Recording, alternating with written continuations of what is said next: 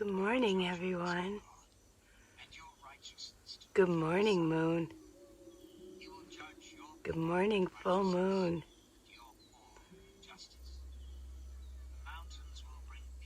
This is the view outside my windshield.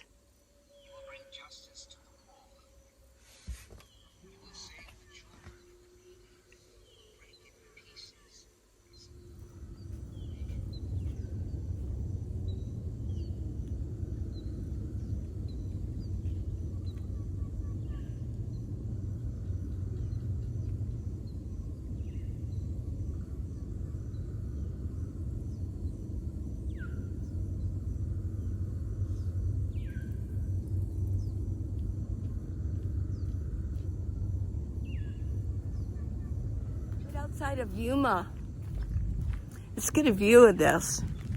It's different. It's the first time I've been here. Max, you know a lot more about Fortuna Pond than I do. Can you tell me about Fortuna Pond? What do you know about it? I think it's a overflow for the local irrigation system. Years and years ago, this whole area would flood. And to create an agricultural area, they put in canals and levees for irrigation. And I think the Fortuna Pond is an overflow, like a safety valve if there's too much water in the system. And it is regulated on I'd say the southeast corner is an inlet. It has a pump, which brings water from the canal, the irrigation canal, across the levee. It comes into the pond, and over on the northwest side of the pond is like an overflow, like a little dam, or if it gets too high, it just flows over into a stream, and it goes back out into the Gila River. And the Gila River is just to the end of the pond, about 100 yards. You can see it. And the Gila River eventually goes into the Colorado River, which goes on down further, closer to Yuma. But the Fortuna Pond is a BLM land, 14-day free camping. It's very popular. It's close to Yuma, about 10 miles away. If you take Fortuna Road, it's only 5 miles away. It's the eastern side of Yuma.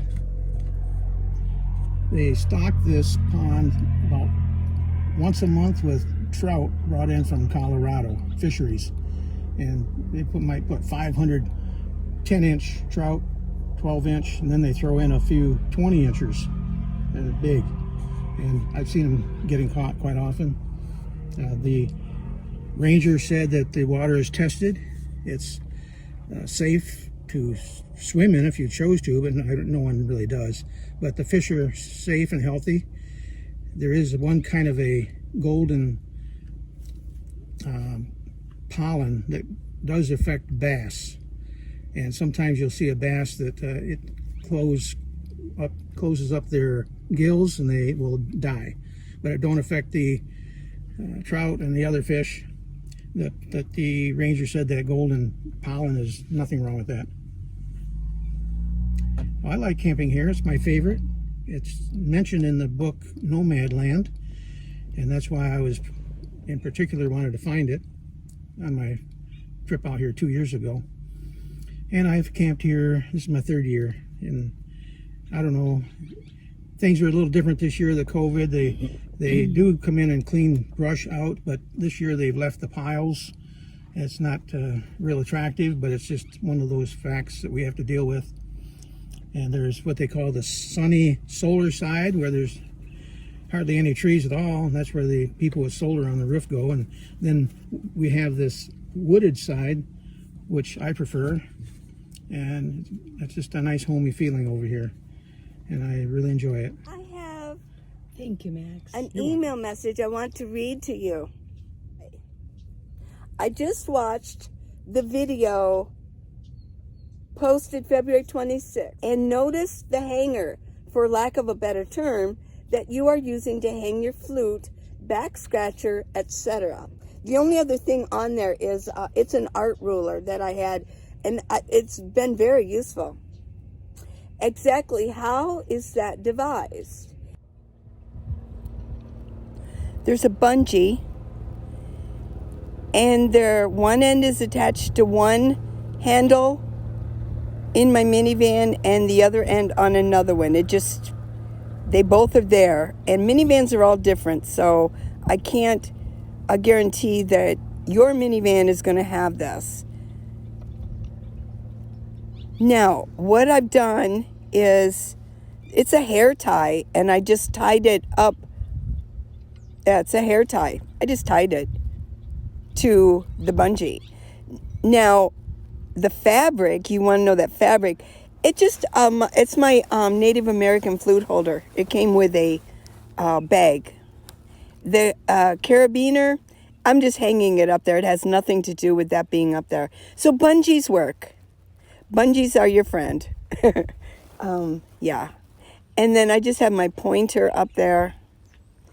And what I did was I slipped my back scratcher and my ruler through the hair ties. It's pretty basic, simple, using bungees and ties. Moisture issue. Well, here's the deal. I do not ventilate. I do not keep a window down to ventilate. Now, one of my push-out windows is, I have my solar cord coming in, so it is a little bit ventilated, but normally I have that taped up completely. But here's the deal. No vehicle is airtight. It just isn't. Like, if your vehicle went into the water, it's going to fill up with water. It's not airtight. You've got your vents coming in. Those aren't airtight. Your vehicle is not airtight. If it was, you would die. You just would. So no, I don't worry about ventilation. I've asked around, and so far I've only found maybe one person that ventilates, and that's usually in the summer. He said he has a skylight up on his roof, and he ventilates. He opens that up so he can kind of look out. But if that was me and I had that, I would put a screen up, because bugs are going to come in the summer. Oh my. Especially in Arizona, some of the flying bugs are this big. You don't want your windows ventilated or they'll come crawling in. Yeah. So that's my answer to that. As far as moisture goes, I don't really have an issue with moisture. I mean, I've shown in the winter, if I have moisture, I just wipe it off and wipe it out. And then I'm usually in Arizona, or, in the winter, I'm in Arizona. And by afternoon, it's going to get up to 60, 70 degrees. It's going to dry. Moisture in Arizona in the afternoon will get to about 24 degrees. 24%. That's like nothing. Now, in the summer, if you're in Arizona, you're not going to be in Arizona in the summer, but wherever you are in the summer, I don't know what other people do about the moisture, but I don't have a problem with moisture. I just don't. I'm mainly in Arizona and Nevada. So, yeah, when I go back to Ohio this spring, yeah, it's not going to dry out as well, especially if I went back in April, which is when all the rains are, April showers bring May flowers, remember? So April showers back east. But I think in May and June, it's going to be pretty hot. So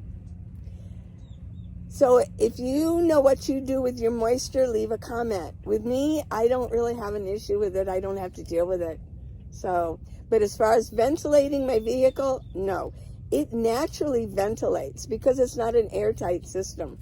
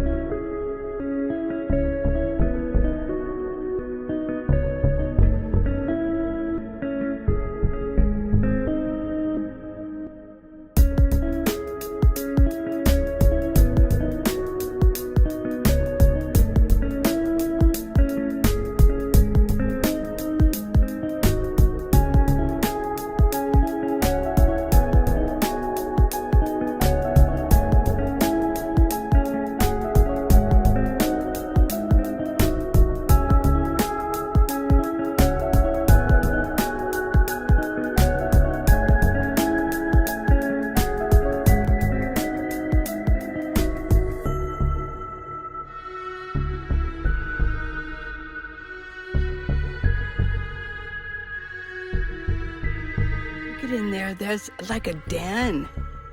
There's got to be animals living in here.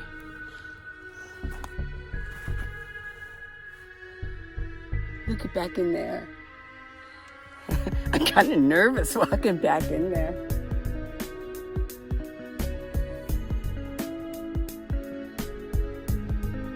Last night we heard owls. I don't know where they sleep during the day, but it'd be a nice place. Look at back in here. Somebody was back here. There's a bottle over there.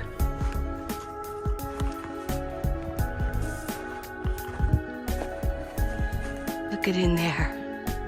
Wow. Trees all twisted up.